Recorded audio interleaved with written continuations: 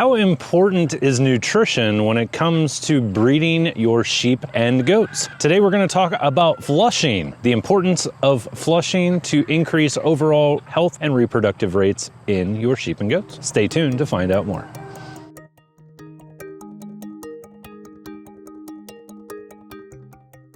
Hey everyone, it's Tim from Linessa Farms, Specialty and Heirloom Livestock. Thanks for joining us again today. If you're new to Linessa Farms, welcome. If you've been following us for a long time, welcome back. So today we're talking about breeding sheep and goats, and from the sound I hear over my shoulder, it sounds like there's a buck probably chasing a doe, which works out just fine for our thoughts and talks today. So we're talking about flushing. What in the world is flushing and why should you care? Well, flushing is increasing the overall nutrition of your ewes and your does as they go into breeding. So starting at about 2 to 3 weeks prior to breeding and going 2 to 3 weeks past breeding, a lot of individuals will increase the overall nutrition of their sheep and goats. Why does this work and what does this do?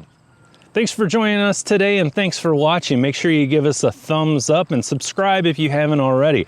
Leave comments. If there's something that you think that I needed to add that maybe I didn't, or you have some thoughts or questions, make sure to share that. All of this helps us out and it helps us to reach other individuals. We have a Facebook forum that you can join. It's absolutely free and it's a great way to meet other like-minded individuals, ask questions and get answered in a friendly, healthy group forum setting. You can do a search and find us on Facebook by doing a simple search for Linessa Farms Tack Box. We have lots of things to offer you at Linessa Farms. You can go to our online store, just do a simple search, or look up our website at www.linessafarms.com. Let's get back to the video. Let's start off with what does this do? So what this does is it actually tricks the sheep or goat's body. So think about sheep and goats in nature, and how does Mother Nature deal with pregnancy? Well, Mother Nature kind of makes a guesstimate on how well this animal, their body condition is, how healthy they are, and allows them to either reach full potential, which might be twins or triplets, or if things don't seem quite so good, let's say that there's a drought going on or there's not adequate nutrition, that animal's body may say, you know what, I don't think I have what I need to fully support and develop twins or triplets, and I may not have the body condition that I need to feed them when they're born. And this can kind of throw them off to where if you have a sheep or a goat that has a genetic potential to have twins or triplets, they may not actually carry twins or triplets if their nutrition isn't quite up to snuff. So when you think about that, that kind of makes sense. Well, that's where flushing comes into play.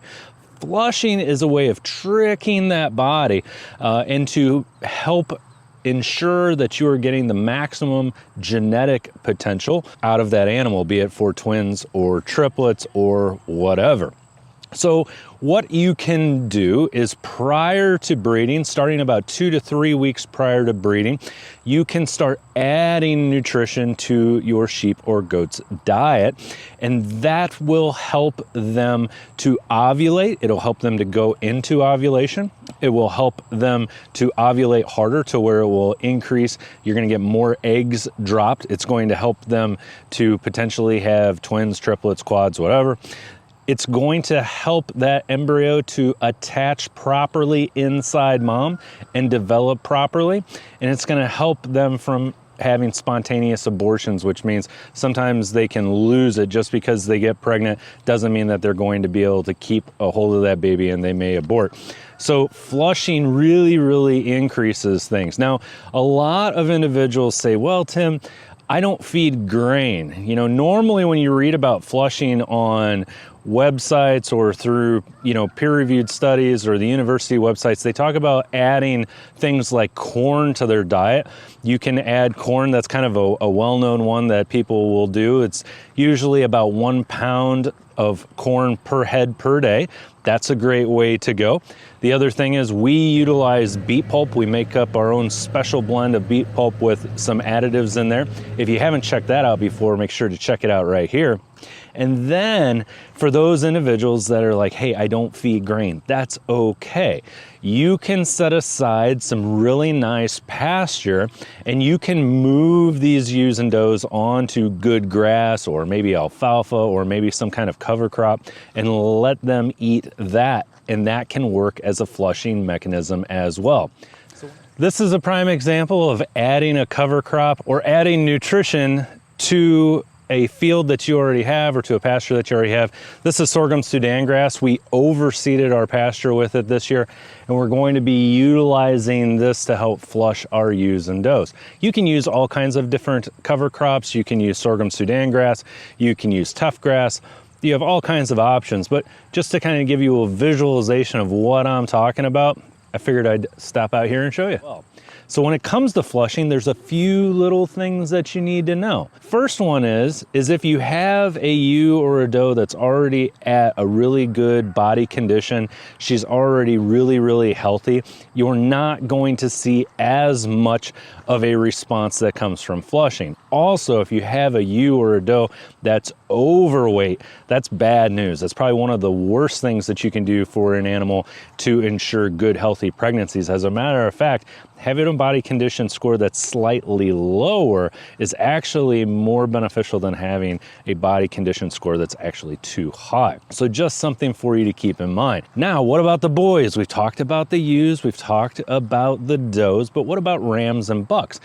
Is flushing a thing for them, and is that important? The answer to that is yes. We don't often refer to it as flushing, but it's very important to make sure that you're keeping your rams and bucks in really good condition prior to going into breeding. Most of the literature out there will tell you that bucks and rams, if they're put in a really heavy duty situation where they're trying to land about 30 ewes or 30 does, they can lose upwards of 25% of their body weight during that breeding season. So it's very important that you have your bucks and your rams in tip-top shape prior to turning them out to breed, and you can utilize this flushing technique for them as well. I'm Tim from Linessa Farms, Specialty in Heirloom Livestock. Thanks for joining me again today, and I look forward to seeing you next time.